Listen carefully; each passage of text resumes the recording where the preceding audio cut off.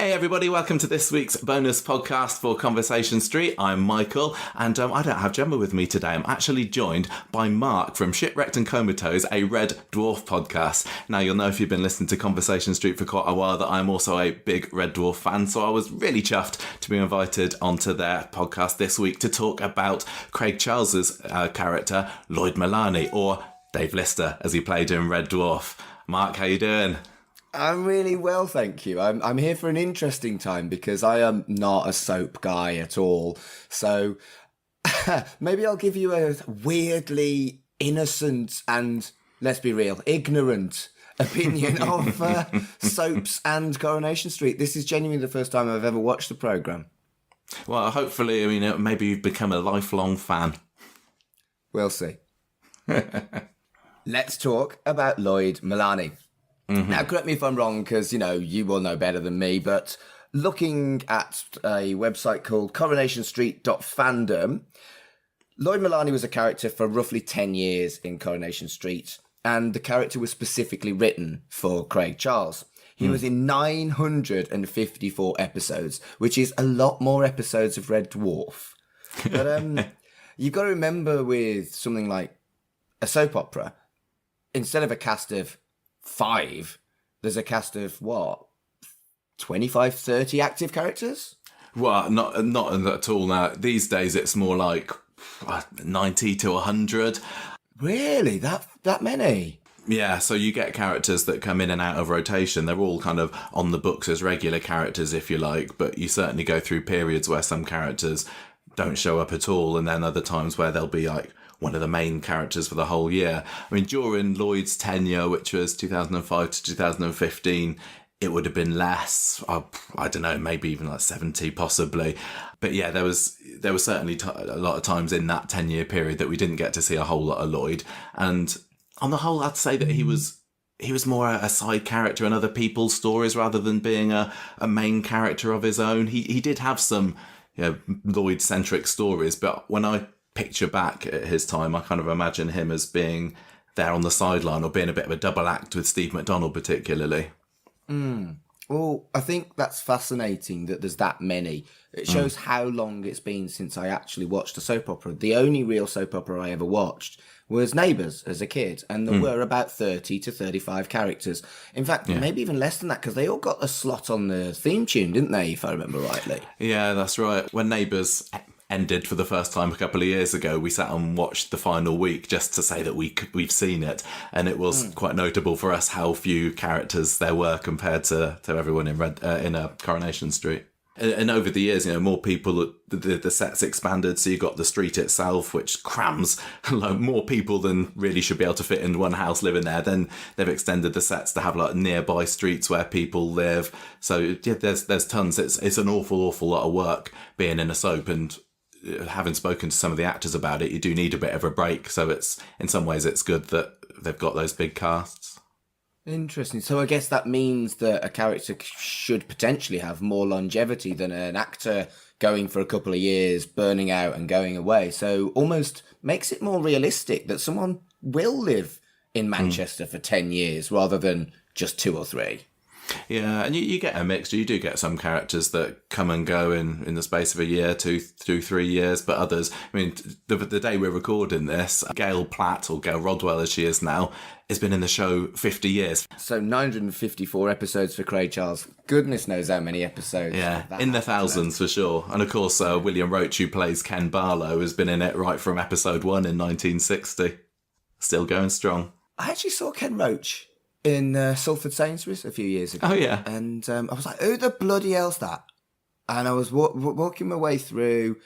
I recognise him. I'm sure he's famous. It took me ages. That's funny. And I've got quite a few friends that would have probably been quite jealous. Oh, I would. I'd have worked out who he was. I'd have gone and said hello. Yeah, well, we saw Craig Charles up in Media City last year before, I can't remember, and I was too nervous to go and say hello to him. I've met him once or twice before at some signings that he did, but cool. Yeah, we were going through Media City, and one time he was having his breakfast in his hotel, and we thought, he probably doesn't want to be disturbed there. Another time he was out properly in the wild, and I was too nervous. I think it's cool that actors like the Ken Barlow guy whose name I've already forgotten. Pat Roach? William Roach.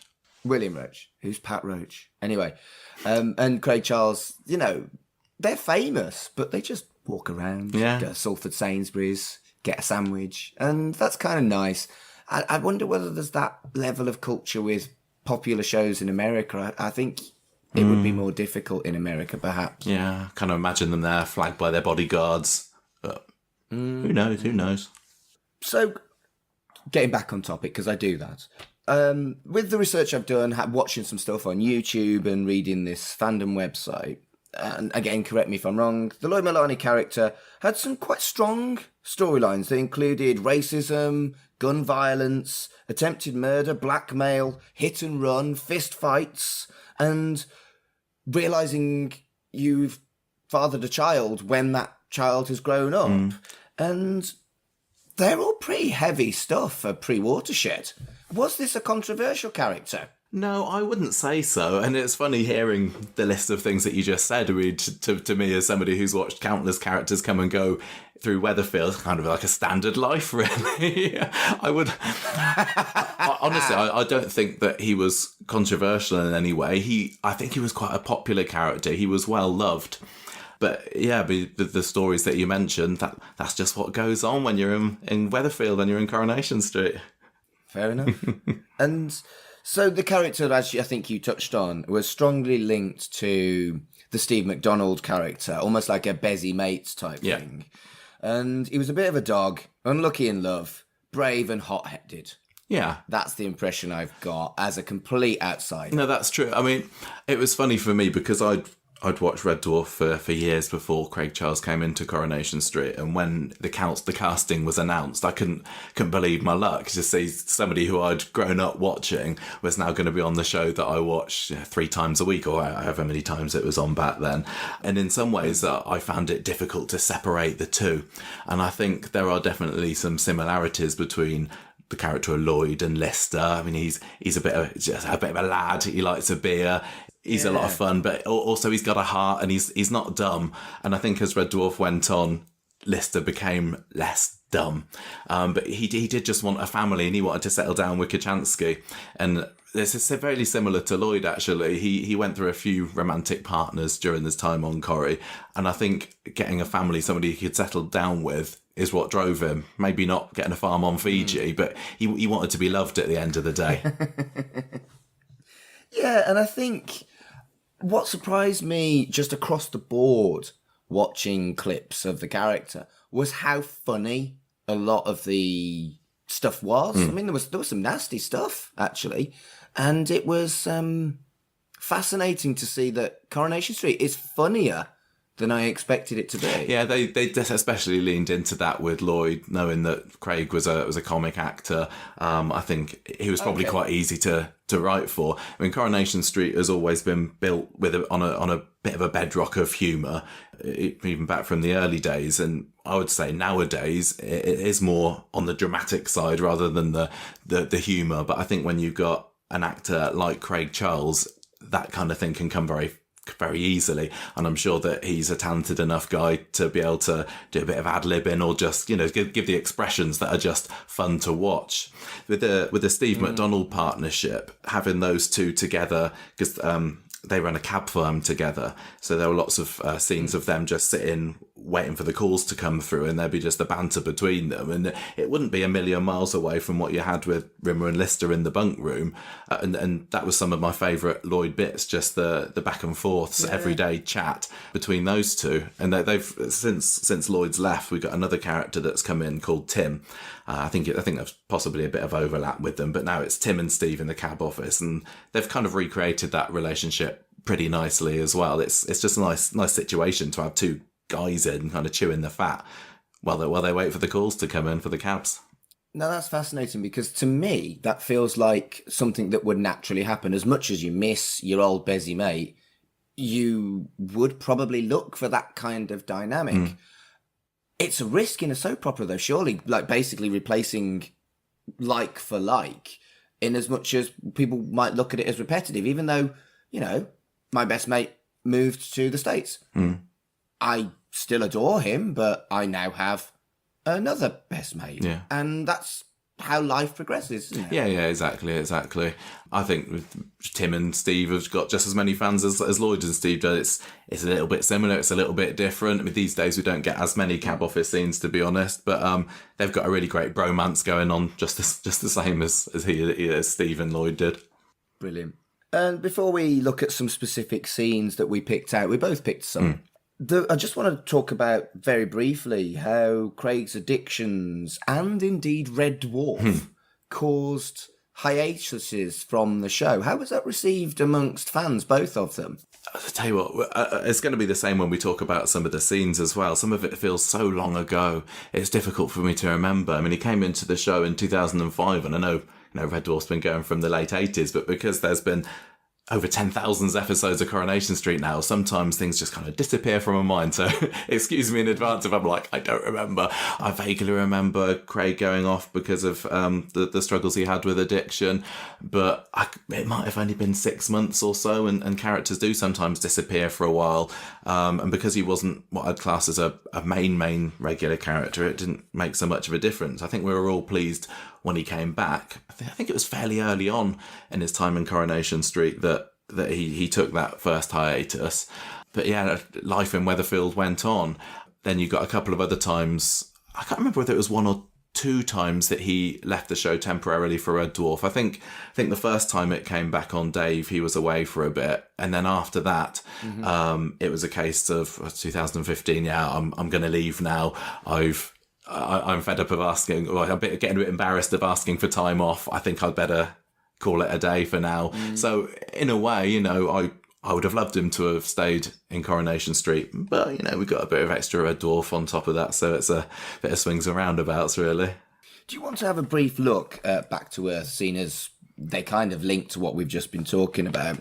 Yeah, sure. We just happened to we watched it about 5 or 6 months ago. My wife and I were doing a marathon of the Red Dwarfs over the course of a couple of months. I think Back to Earth is where we stopped. I was never a huge fan of what they did post that. Even Back to Earth itself is not what Red Dwarf at its peak, I would say. But so it's relatively fresh in my mind. I would give the Dave seasons a go. I'd not watched them at all until we started doing our podcast, so they were fresh to me when we started looking at them, and they're not as good as Series 5 and 6, but I hated Series 8, and they're much better than that, and they are great fun, and there's some classic Red Dwarf gags in there. Yeah. Back to Earth struggled with budget, and it could have done with a bit more brevity, but again, even Back to Earth was better than I remembered. Parts of it were for me. I found that even they didn't have a laughter track on it, did they? On Back to Earth. I don't think so, no. And I think that made a bit of a difference to me, but it was too much of the fourth wall breaking for me. I didn't get on with it. Yeah, and we said this when we were doing the episodes on Back to Earth, that not only a few years prior to this, that the League of Gentlemen did it much, much better. And there are a few scenes in Coronation Street on Back to Earth. So if we have a look at those... Well, there was some interesting stuff at the start when they arrived. All the other characters disliked Coronation Street apart from Lister, which was clearly deliberate and quite funny, I thought. Yeah. I remember, okay, I haven't watched it recently just for this, but the first thing I remember is them driving down into Weatherfield in their little car that they had. Correct. And then they go into the cabin for a bit, don't they? And Rimmer takes charge and says, I can do the accent here. I can talk in this dialect. And then Crichton joins in as well, and the cat, I think. That was kind of, it was just kind of weird to me. And then they had them trying to, what were they doing? Were they trying to find Lister? Or they were trying to find Craig Charles, weren't they? They were trying to find Craig Charles. So they arrived on the Coronation Street itself, and Steve McDonald, or the actor, looked really, really confused. Yeah, Simon Gregson. That's the one. Yeah, he does a double take, doesn't he? Yeah, correct. And then they went and saw Tina, and the scene you just described, the ridiculous Mancunian accents. And then there was a scene in The Rover Returns where they did find Craig Charles, and that, again, I've forgotten his name, the actor who plays Steve McDonald. Yeah, it's like Simon Gregson, yeah. Yeah, Simon Gregson. bizarre. But it made perfect sense that they had Simon Gregson as a character / actor on that. And I think just putting the Tina character in was just a nice little extra, really. Yeah, I think so. And back when this was filmed, Tina was really hot stuff, and she was one of the most popular characters. She was winning awards left, right, and centre. So wasn't a surprise to me necessarily that she was one of the few that they picked to go in there. And it's got to be a tough gig, playing a character talking to yourself. And it's really a very funny scene with Craig Charles and Lister. And one thing I wanted to ask you, do you know any of the backstage stuff on Coronation Street? Would an actor seriously be sat in the Rover Returns learning their script? They would not, no. I mean, but some people still don't even realise that, where you got the street, if you walk through the facade of the Rover's Return there's nothing there. There's maybe a little bit of pub interior, but the actual pub itself is in a studio, 5-minute walk away. So unlikely. I know, sorry. Unlikely that he'd be doing his rehearsing there. I think they'd probably be kicking him out. I think green room or dressing room would be a bit more likely. But it doesn't spoil the fun of the scene. Not at all. And we, again, touched on this earlier about how he took a break from Coronation Street to go to rehab. And they reference it. I mean, what a good sport. I know. The fact that both Dave and ITV were like, yeah, you can make a joke about your addictions, lol. Brilliant. Like, edgier than you might have expected. Yeah, maybe. I suppose in part way it shows how well loved Craig's character was on Coronation Street. And so I think Corrie were sort of proud to have him. And they thought, well, why not? I think I'm right in saying that when he came on, they gave him a 3-year contract as well, which seems like a little bit more than you might expect for a new character. They really loved having him on the show, so yeah, why not? Anything else about Back to Earth, or are we moving on to Coronation Street itself? Let's move on to Coronation Street. So I came into this, again, as I said, with zero knowledge, and I just typed in Lloyd Mullaney, Coronation Street, into YouTube. All the videos we're talking about, I will put on our Twitter, and I will also, if I remember, I might not, to put them into the show notes as well. And I think the first scene that I found was,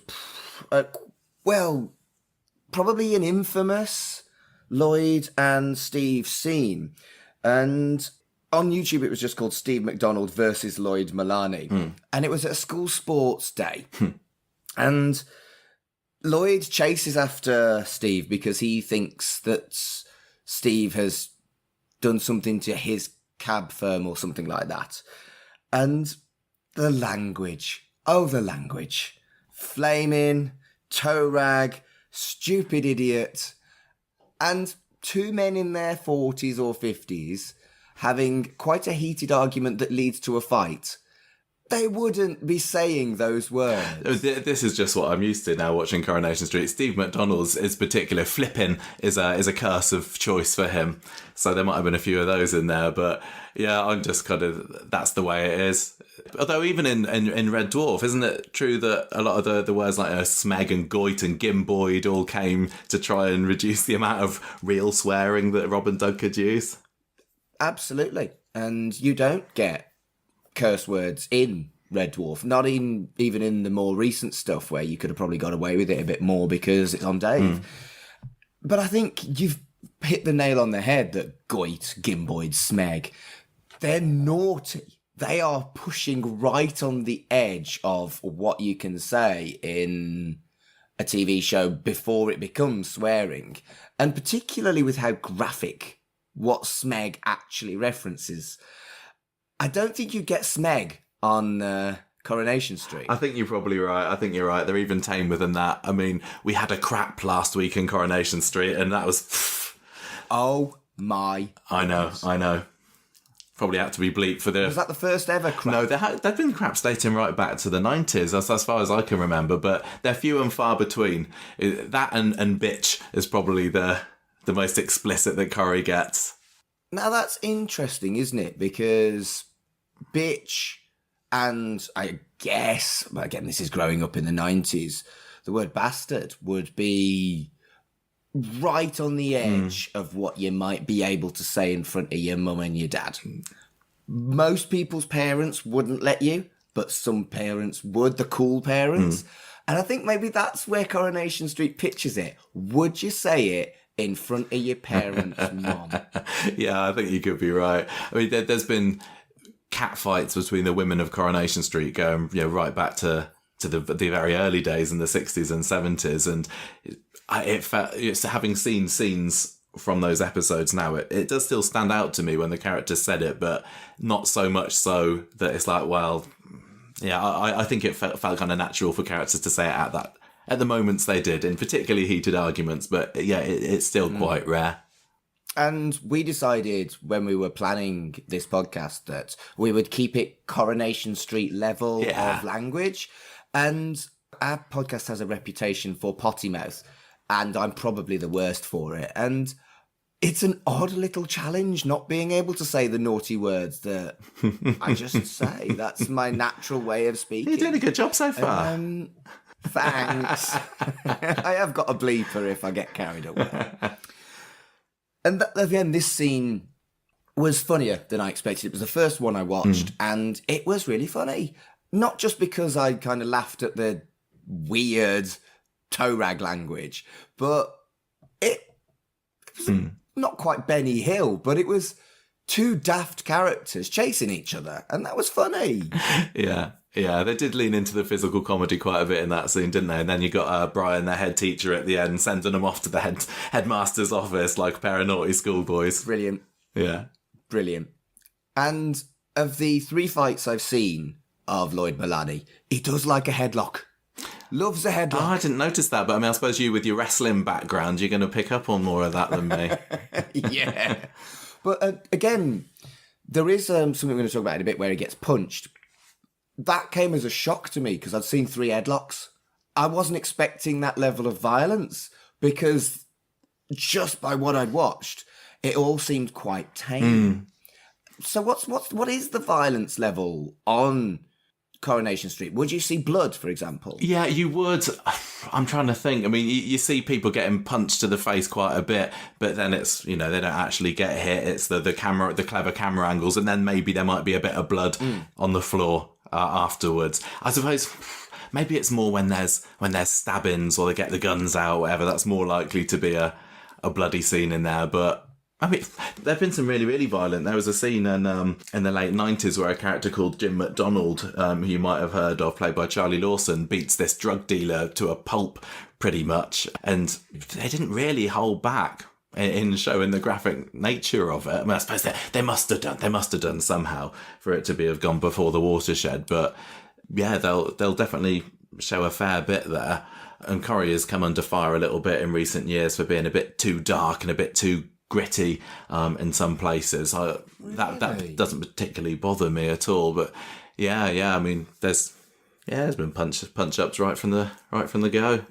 In my head, it was always EastEnders that was the darker one, and then Hollyoaks did like a After the Watershed episode where they repeatedly swore, and it became ridiculous. And then there was rape. And it's like, whoa. They went from 0 to 100 pretty quickly with that. Has there ever been a Coronation Street after Watershed? I mean, occasionally they'll show it after 9 o'clock anyway.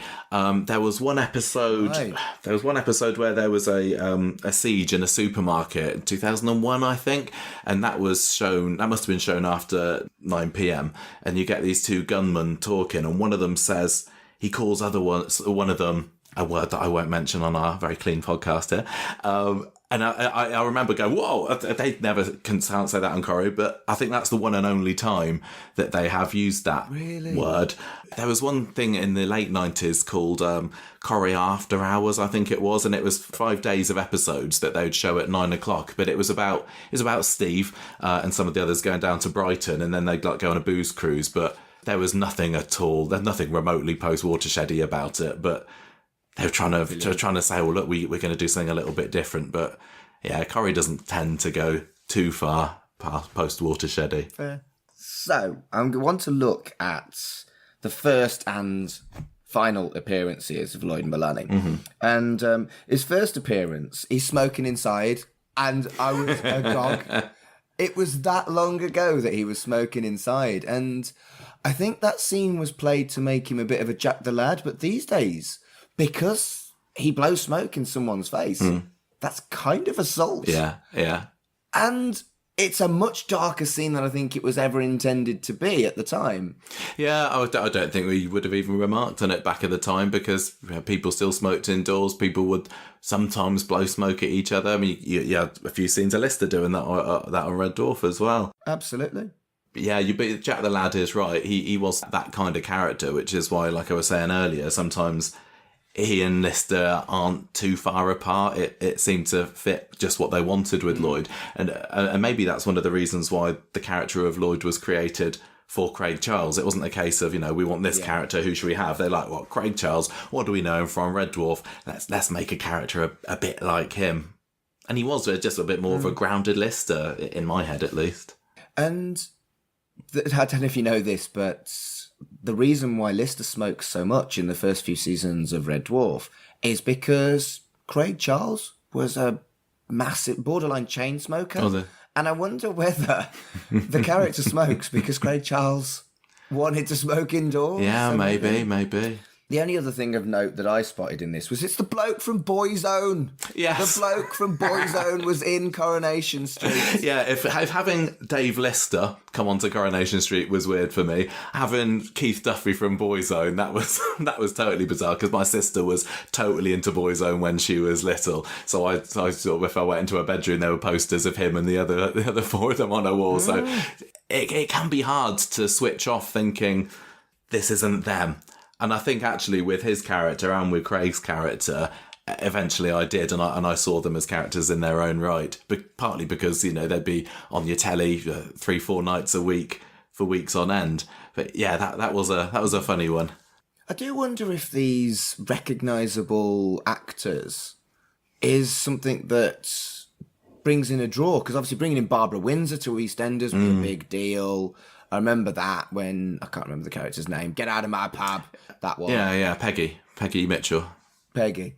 But it's clear that both EastEnders and Coronation Street, the two big boys, have brought in recognisable actors, whereas other soap operas just don't. Yeah, I mean, it's not so often that they do it, and I think if they were to do it frequently, you'd start to have to suspend disbelief a little bit much, but sometimes they'll bring in someone as a little cameo, like for example on Corrie's 40th anniversary episode, they had Noddy Holder turn up at the end of the episode, and he gets about 2 minutes on screen, and he's just supposed to be a mate of one of the other characters there. But I think that Craig Charles is a fab actor, and I think he did a brilliant job of getting rid of maybe some people's assumptions they might have had as him as just the guy off Red Dwarf or the Robot Wars presenter, and he put in a good performance. And I think that when Red Dwarf did come back to Dave, and I think I've only seen those episodes once through, maybe twice now, I think he was one of the strongest performers actually, and I think his time on Red Dwarf helped him hone his craft, as it were. But what you were saying about the final scene that you saw him in, so there was that one, was that him in the cab office with Steve? Do you remember? So the final scene was his leaving party, or have I got that wrong? No, right. So is this a big speech that he does? Yes, I thought that was his final scene. I can't remember exactly, but they did a live episode back in 2015, which was to celebrate ITV's 60th anniversary, and that was kind of Lloyd's last appearance. But then he comes back again the next episode because Simon Gregson, for one reason or another, didn't want to do the live episode. So when Lloyd goes off with his new girlfriend Andrea, and they have this like the car with the top down, and they got balloons going off into the sunset. But then he comes back the next episode, and I think it was because we have to have a final goodbye Stephen Lloyd episode. So he kind of got two exits in 1 week, which was peculiar. Well, I didn't see that one, unfortunately. Right. What I did see was a really, really awkward speech, which is perfectly realistic for someone who isn't a public speaker doing a speech that they don't really want to do. And again, great acting, great writing. you could have had that be really, really slick it just felt domestic, normal, human, and I was really impressed by it. And they even highlight he'd been there for 10 years. Yeah, and the fact that it was done live as well. That was live as well. Pretty sure it was. I think that was in the preceding episode to his final one, and I think that was done live. Good grief. But yeah, I thought it was a great scene. And the only other thing that I noted was Les Dennis is in Coronation Street. Yeah, I'll speak about cameo extras. Yeah, he was great. I really, really loved him. And that was another one where when he was cast and he played a character called Michael Rodwell, who was a failed burglar that tries to rob Gail Platt and ends up marrying her, of course. I wasn't sure, and lots of people were not sure what to make of him, because for me it's just, he's the guy that does Family Fortunes. But he was super. He was really, really good in that role, and he stayed in the show for, I don't know, 3, 4, 5 years, I can't remember. He was brilliant, but it was funny watching back that clip as well a couple of days ago and going, oh yeah, Michael, loved him. You sent me over a full episode which has got 4 scenes of a particularly Lloydy and Stevie situation where Steve discovers over 4 scenes that Craig is enjoying a sexual relationship with his mother. Yeah. When we first spoke about doing this episode and you said, we'll have to share some famous Lloyd clips, that was the one that my mind immediately went to. If you go to the Coronation Street tour at Media City, before you go in, they show you this 8-minute long compilation of Corrie's highlights over the years, and that scene is in it. I loved it. I absolutely loved that scene. So, like you said, the story is that Lloyd is seeing Liz McDonald, and Steve doesn't know about it. He's keeping it a secret. So when Steve goes to his flat one time, he kind of smells the perfume, and he's gone to collect his keys, and Liz is hiding behind this tiny armchair. The really brilliant writing and great performances, especially the moment the penny drops when Steve was like, "Are you knocking off my mum?" I loved it. Well, how did you find it watching it? So when I watched the first of the 4 scenes, I thought it was a fantastic opener. And what I loved about it the most was the cliffhanger at the end of the last episode must have been his mum hiding behind a chair. Oh, Brilliant. Absolutely brilliant. I mean, I'm a massive fan of Doctor Who, and I love a theme tune coming in with the cliffhanger. And the cliffhanger being a mom behind a chair is magnificent. Absolutely magnificent. And I just love the gentle ridiculousness of it. It's normally a teenager hiding away from a mum, isn't it? Yeah. Because they've been naughty in the bedroom of their mum and dad's house. And it was really fun. Really silly, but fun storyline. And I bet it happens, a lot of people are into older women or older men. Yeah, and I think there's about a 6 or 7 year age gap between Lloyd and Liz, so it wasn't completely out of the question. And then Steve is that much younger, but because you've seen them so long being mates, you kind of think, they're about the same age. But yeah, Lloyd was a little bit older.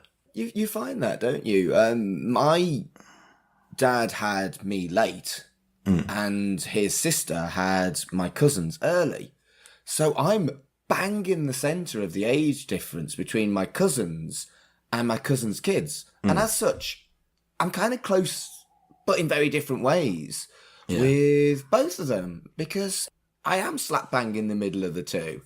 And 7 years isn't really an age difference when you think about it. No, but it was enough for Steve. Oh, yeah. Nobody wants to think of their mate doing that with their mum anyway, do they? Age difference or not. No. I really enjoyed the anxiety and the panic as the scenes went along, and clearly Lloyd was going to get caught, and he was getting more and more kind of desperate. But again, much funnier than I expected.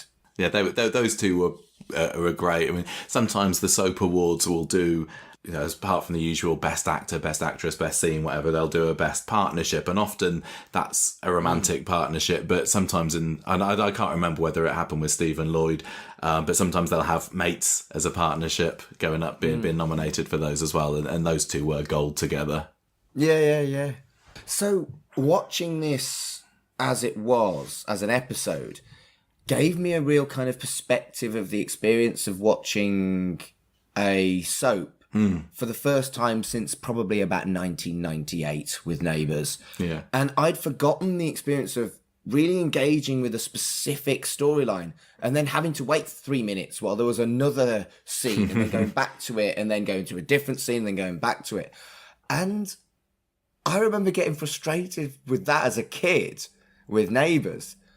And I didn't skip the other scenes to try and kind of like regain that experience. Yeah. And it was horrible. I don't want to do it again. I want my storyline and I want to ignore the other stuff I don't know. I couldn't tell you anything about, even though I watched it all, couldn't tell you anything about any of the other scenes in between. Didn't recognise any of the characters. They hadn't been in Boyzone. They hadn't presented Family Fortunes. But the experience of waiting for the scene you want in a soap opera hasn't died all these years since the last time I watched a soap opera. Yeah, I mean, very, very rarely Coronation Street will do episodes that are dedicated to just one story. We've had a couple in the past month, actually, but it's very, very rarity. But yeah, sometimes you do have to wait and you think, oh, is the next, you know, a scene starts and you think, oh, is there the characters I'm not that into? Or, no, I want to get back to that. But then it's worse when you go weeks without a story. And the way that they film Corrie at the moment is that they'll kind of film things in 2-week blocks, and then the actors will have a bit of a break, and then they'll come back again in a few weeks' time. And so sometimes the story will literally go on hiatus for a couple of weeks. They bring it to a kind of conclusion, but not really. And if you're really, really invested into a story, that can get really frustrating if you have to wait sometimes, the best part of a month to get the next instalment of it.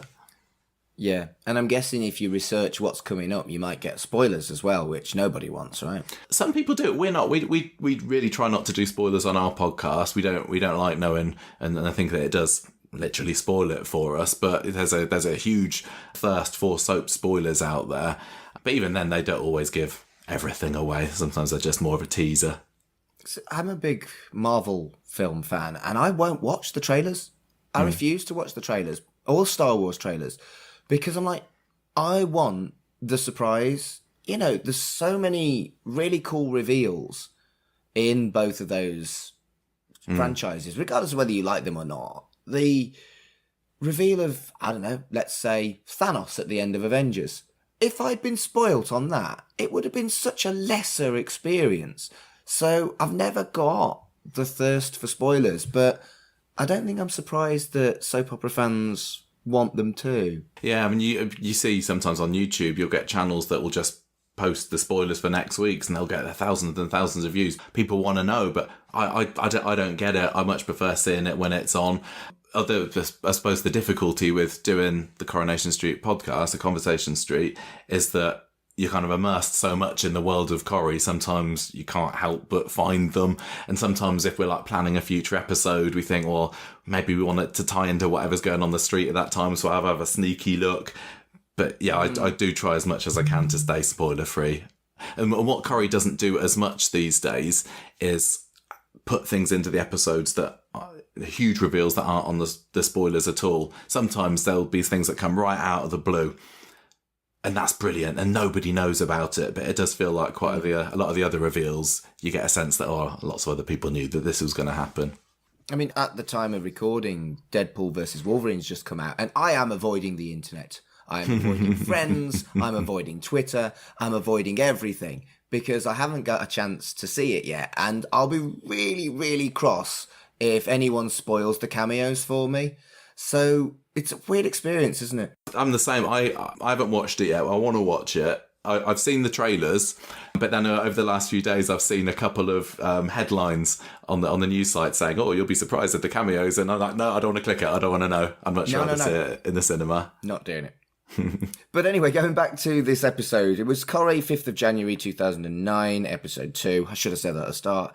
And the end kind of like gag was Liz being on both sides, getting cross with Lloyd for referring to her as tail. Great gag. But then being on Lloyd's side because she really likes him when Steve's like, oh, yeah, that's my mum. And I loved it. She stole the scene more than Lloyd and Steve, really, at the end.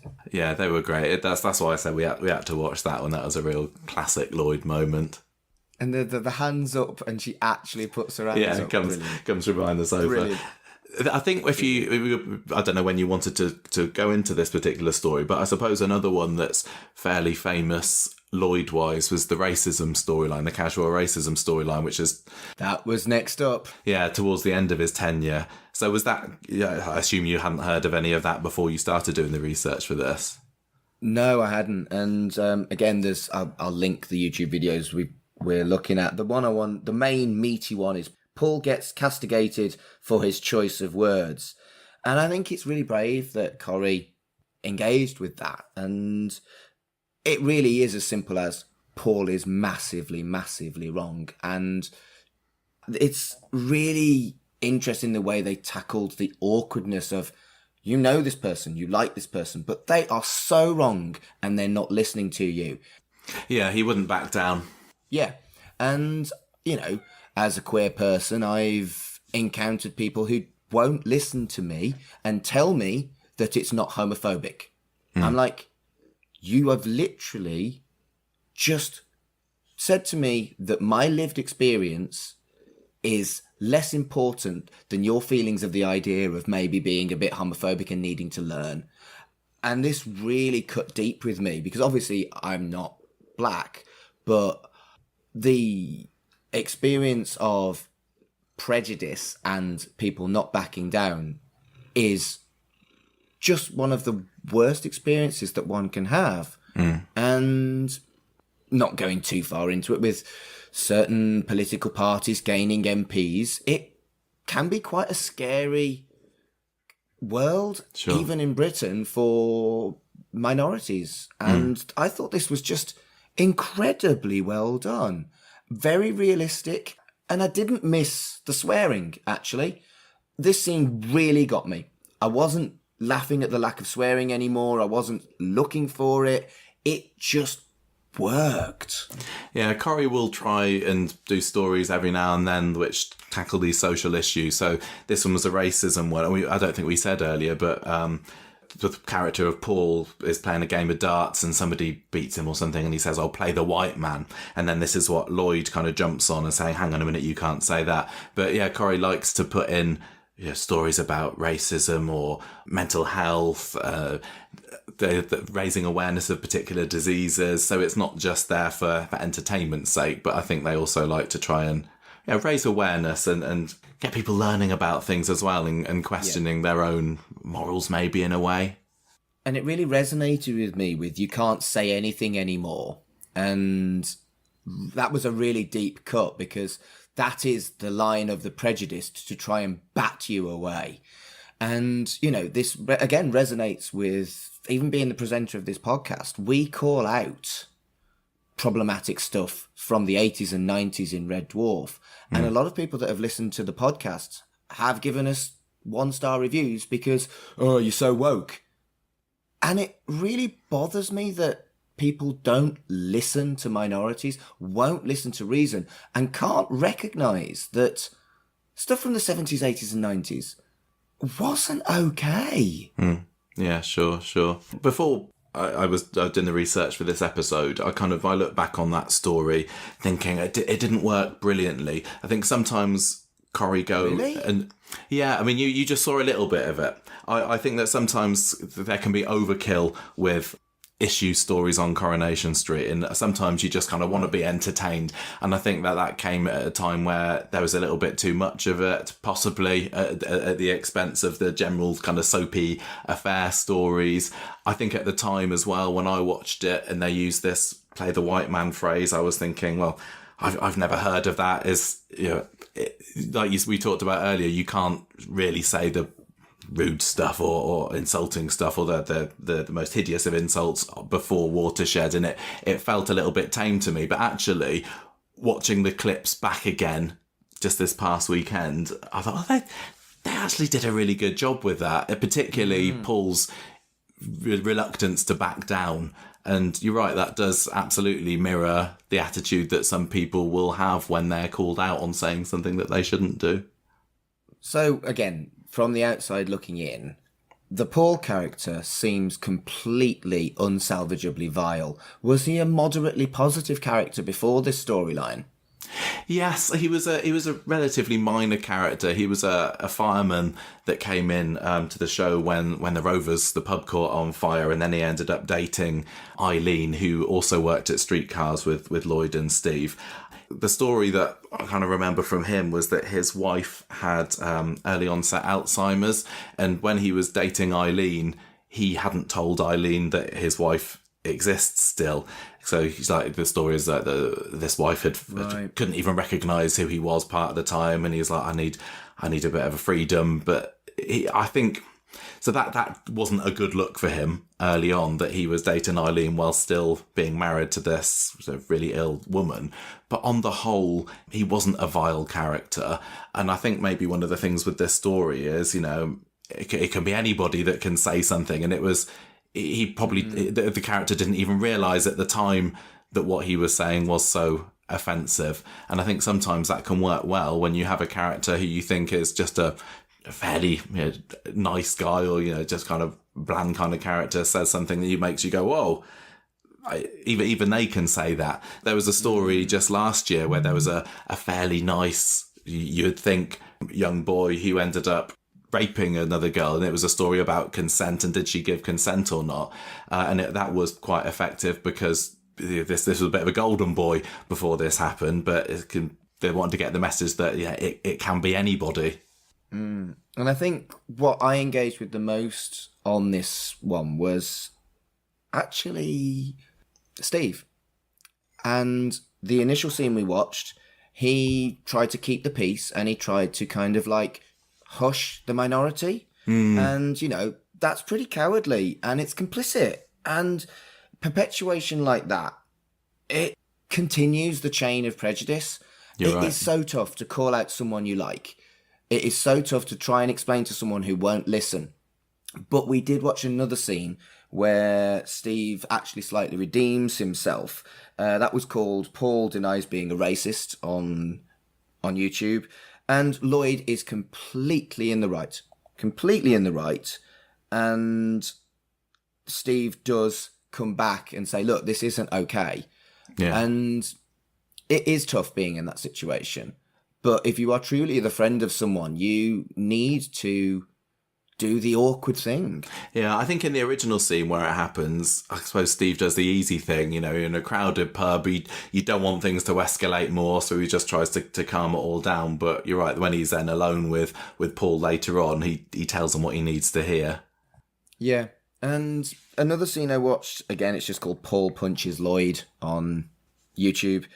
And this was the punch that I was talking about earlier. It's a really well done punch. It looks right, it looks good, and a spectacular way to start an episode. But my concern about this, does Paul eventually get his comeuppance? Does he acknowledge that he was wrong? Or does the minority just get punched? I'm struggling to remember how it ended exactly, but I don't think that Paul lasts a whole lot longer than the story. So in a way, the character goes through this and then it ends. But I remember there was a scene where Paul and Lloyd and Steve, and I think it was Brian, the head teacher that we saw earlier in the sports day scene, they were going out for a drink together for one reason or another. It might have been a stag night, maybe, I don't know.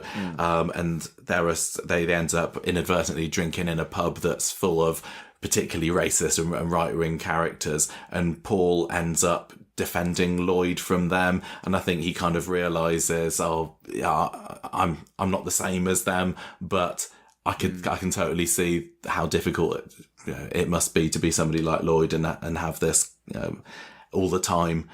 So he kind of redeems himself. Interesting.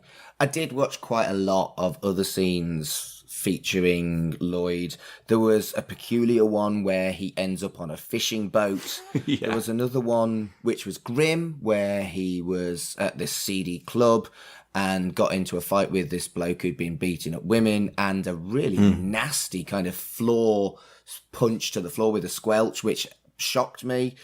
And then there was a scene where he gets hit with a magazine. So it really is a mixed bag with this character. Yeah, for sure. That one that you talked about a second there, where gets punched by the guy in the club, that was a character called Chris. I think that was the beginning of a story, because the girl that he's there with in the nightclub ends up dating Lloyd for a bit. But then Chris moves onto the street as well, and he says, I've been diagnosed with a brain tumour. And so the girl kind of wants to look after him, like her ex. But then this Chris is a bit nasty, and he makes the symptoms a lot worse, and he makes it look like he's terminal when actually he's not. He's in remission. And poor Lloyd, he ends up losing this girl, Cheryl, who sticks with her lying ex and boss because she thinks that his brain tumour's worse than it is. And there was a scene, I don't know whether you saw this one, where Lloyd punches Chris. It was out on the street and he ends up knocking his head against one of the curb. Yes, that was dark. Yeah, Lloyd realised he can see that he's kind of being played by this Chris guy, and Lloyd feels like he's the good man in this. But yeah, Chris winds him up so much that Lloyd punches him to the floor, and I don't think it was long after that Chris and Cheryl go. But that was another great example of how Lloyd wanted a family, because Cheryl had this kid called Russ, and I think Lloyd liked the idea of settling down with them. And then you get another story of his where he meets up with an old flame from 20 years ago, and it turns out that he's fathered a daughter with her that he never knew about, and he likes the idea of settling down with her, but it just never works out until the very end, because when Lloyd does leave the show, he's met this woman called Andrea, who comes in as a bit of a love interest for Steve, and Lloyd and Andrea end up getting together, and now they're living happily on Jersey, I think it is. So he finally got that happy ending that he'd been craving all the way, and I suppose that's similar to, Lister wanting to settle down with Kachansky on Fiji. Well, he got Fushal. Yeah, exactly. He ended up on the Channel Islands with this girl and took it. I like that. Yeah. So I'm just going to finish with a video where Craig Charles himself picked his favourite moments with Lloyd and Steve. Yeah. And there's 5 very quick scenes. One of them's the sports day, which we've already looked at. Mm-hmm. There's a scene with a house of cards where they get their heads bashed together, and Craig Charles says that it was off the cuff, and they did get their heads bashed together. And boy, oh boy, can you tell they got their heads bashed together. You can hear the clonk. You can only do one take of that, because ow! That was a great example of just the fun dynamic between Steve and Lloyd in the cab office, and then Eileen, the kind of the long-suffering switch operator, who feels like she's a bit of a mum to them sometimes because they're just like a pair of teenage boys. But that sort of stuff was great. And they also did a little spin-off called Streetcars Stories, which was an online spin-off that lasted 4 or 5 episodes maybe, and that was just kind of little 3-4 minute vignettes of what they would get up to in the cab office. Corrie knew that they were onto a good thing with this partnership, and they'd like to lean into it whenever they could. Well, I didn't get round to watching that, but I've had great fun doing this, so I am going to... Well, it's only going to be, 20 minutes? Oh, yeah, if that. I've spent more time than that watching Prince Among Men, and trust me, this will be better. So I'm going to give that a watch, which... I would have never thought coming into this. I'd be like, I want to watch more Corrie. This was just a curiosity for me, but I'm definitely going to watch that. There you go. That's how it gets its hooks into you. Maybe. But my favourite character's not in it anymore. Oh, that is true, yeah. Could still come back, you never know. I'd love it if he came back.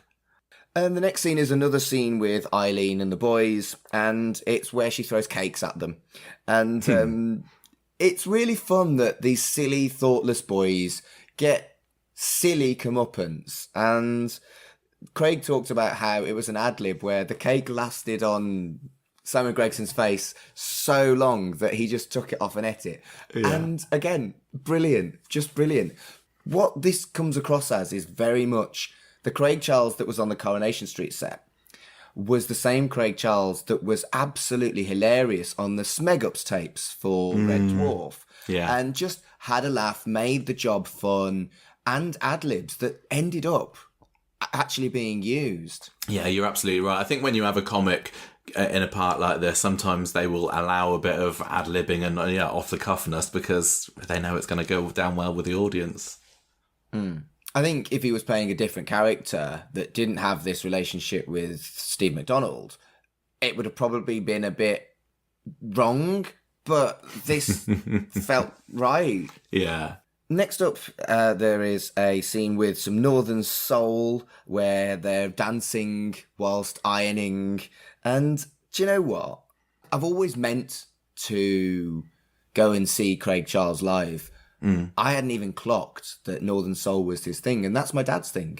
Maybe I can go and see some Craig Charles with my dad. That'd be good. There you go. That's your way in. Yeah. That particular scene, it's not one that goes down in Corrie history as a totally memorable scene, but it was nice to have Craig Charles be allowed to have a bit of a bop in his living room to the music that he loves so much. What made me smile about it is I have a flatmate that we're really close, we're great friends, but there's no romantic thing there at all. There never has been. And my partner lives elsewhere. But I'm exactly like that in the flat, completely overly familiar, just walking around ironing with my shirt off, and he does the same. And it just made me smile because that's just a matey dynamic. And it just made me smile. It reminded me of my friendship with Ollie as well. One thing that people say about Corrie these days, one criticism that's aimed at it, is that they don't do enough mates. And I think that's definitely true. There's like family dynamics or just characters that are colleagues at work, but there aren't so many characters that are just mates with each other these days. And Lloyd with Steve and now Lloyd and Tim are kind of one of the last bastions of mateness on Corrie. And I wish they would do it a lot more because this is when you get great moments like that. And the last one was it's another reference to sleeping with his mum. And it wasn't really memorable to me because we'd already done the previous episode, but it's a nice little video, and I think it's really fun getting the actors backstage talking about their favourite scenes, because like you just said, it may not be the same favourite scenes as the people watching the show. Because, like you said, the Northern Soul one wasn't a memorable one to you. No, not at all. But I think different things will stick in the actors' heads, won't they? They'll have their stories about when it was filmed, or if there's anything like the Northern Soul that just personally resonates with them. Corrie don't do that too often, having the actors reflecting back on favourite moments. But it's always nice when they do. Is there anything else you want to talk about before we wrap up? I think we're kind of done. I think we've covered most of his stories. Did I send you the clip of the one where he's got a box of what he thinks are tortoise ashes, and then he's scattering them and they get blown in his face? Did you see that one? Yes, I did see that. That was with the character who came in who had been his girlfriend 20 years ago, and she had their grown-up daughter, and the story behind that was that he thought that he'd accidentally taken this woman's tortoise to the tip along with the rubbish, so then he had to spin this lie that the tortoise had died overnight, and then he came up with, and then the woman says, I've cremated him, I think, and she puts together this box of not ashes at all, I can't remember, it was like burnt newspapers or whatever, and Lloyd has to say this eulogy to the tortoise, knowing full well that he hadn't killed this tortoise, and then the wind catches him and the so-called ashes go in his face. It's kind of a funny moment. So I actually work in the funeral industry, and it is quite difficult scattering ashes. You need to make sure you know which way the wind is blowing. So this isn't unrealistic. Yeah. And I remember when we scattered my mum's ashes, we made damn sure we weren't going to get a face full of mum. And this is done... It's much more light-hearted than talking about dead mums, because obviously this is a tortoise. But, pet funerals are a thing. And what's really interesting about that is there's a common misconception about what ashes are. Most people think it is the coffin that has been burnt to ashes, like in a fire. That's not true. What ashes are is when someone is cremated, everything burns except the skeleton. And the skeleton is put into a separate machine and powdered. It's called a crenulator. Right. So when you get someone's ashes, or a tortoise's ashes, or a cat's ashes, or whatever, it's actually ground bone. So it is really, really grim if you do botch it with your ashes, because you literally get someone's bones up your nose and in your mouth and in your eyes. This podcast has taken a turn to the macabre, hasn't it? I don't think it's macabre. Yeah, I suppose if you work with it. Yeah, well, every day, and but I didn't know until I started working as a funeral celebrant that was the case. I'd assumed like everybody else did, and so I don't know if it was meant to be dark, because it's really grim if you botch a scattering. But it was very, very funny. They had a similar scene, I think, picking the back of my brain, in Desperate Housewives as well. I don't know whether you ever watched that. And I'm sure I can remember a scene where Susan's out on a lake and gets ashes over herself or somebody. But yeah, you need to be careful with ashes scatterings. This is a pretty realistic scene, actually. It happens a lot. Well, there we go. A little public service announcement to the listeners then. Michael, it's been brilliant having this conversation. I wanted a gimmicky episode, but I've come out of it with a much bigger appreciation of what Coronation Street achieves, and this character is great fun and much more light-hearted, and you're right, closer to Lister than I expected. So I've had a really lovely time. I don't know about you. Oh, absolutely. We've been talking about this for months, haven't we? That we need to do this together. I've been looking forward to it. It's been fab. And I think I've said to you earlier that sometimes when a character leaves the show, because there's so much, the pace is so frantic, they can kind of disappear almost from your memory. And it's been lovely going back to this character that I really, really did love. And just remembering some of his best moments. I still kind of, because I love Red Dwarf so much when I was younger, I still kind of pinch myself when I think I got Craig Charles on Coronation Street for 10 years. It's unbelievable that it crossed over these really niche interests of mine. So it's been lovely being able to share that with somebody else. Yeah, thank you for sharing it with me. Okay, so everybody, thank you so much for listening. If you want to get in touch with us, we're at ConversationStrew on Twitter. We're at conversationstreet@gmail.com. If you want to email us, we're on YouTube, we're on Instagram, we're all over the place. Mark, well, what about you? What if people want to get in touch with you? I'm Mark Adams HC on social media. I only use Twitter and Instagram, and I'm not particularly good at Instagram. But if you're looking for Red Dwarf podcastery, if you're looking for Shipwrecked and Comatose, we are at Red Dwarf Pod on Twitter. We post all of our links on there. But like Michael says, if you're listening to this on the Coronation Street feed, just search for Shipwrecked and Comatose on whatever you listen to Conversation Street, and you'll probably find us. Well, Mark, thank you. It's been so lovely speaking to you today. Guys, we've got to go now. We'll be back soon with our latest thoughts on Coronation Street. So until then, ta-ra for now.